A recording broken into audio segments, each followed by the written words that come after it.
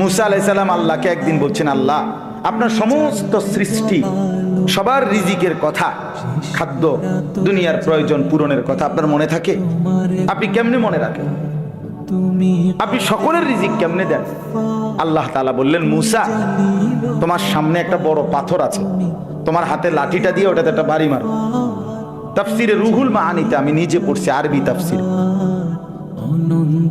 মুসা আলাইহিস সালামকে আল্লাহ বললেন এই পাথরটার মধ্যে লাঠি দিয়ে আঘাত কর।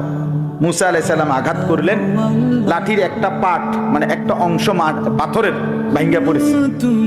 মুসা আলাইহিস সালামকে আল্লাহ আবার বললেন আবার লাঠি দিয়ে আঘাত কর, আবার বাড়ি দিলেন, পাথরের একটা অংশ আবার ভাঙ্গা পড়েছে। আল্লাহ বলেন আবার মারো, আবার মারো। 4 বার মুসা নবী ওই বড় পাথরটার মধ্যে আঘাত করছে, 4 বারে মোটা মোটা 4টা টুকরা ভাঙ্গা ভাঙ্গা পড়ছে। এই 4র্থ বারের পরে এই 4টা মোটা মোটা টুকরার ভেতর থেকে একটা ছোট্ট পোকা বের হইছে। মুসা আলাইহিস সালাম দেখতেছে এটার মুখের মধ্যে একটা ছোট্ট সবুজ একেবারে পিচ্চি পাতা, এটা কুটকুট কুটকুট করে খাইতেছে।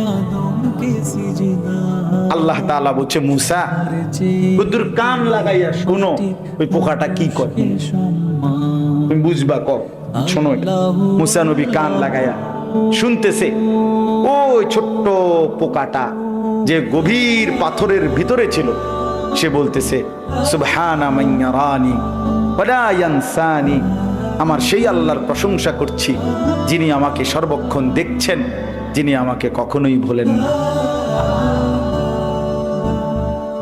যিনি আমাকে কখনোই ভোলেন।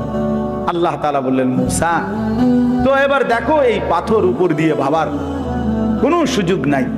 এই পাথরের 4টা স্তর ভেতরে এই ছোট্ট পোকাটার মুখে সবুজ এই গাছের পাতা যে মালিক পৌঁছায় দিছেন, তিনি কি সকলের রিজিক দিতে সক্ষম না?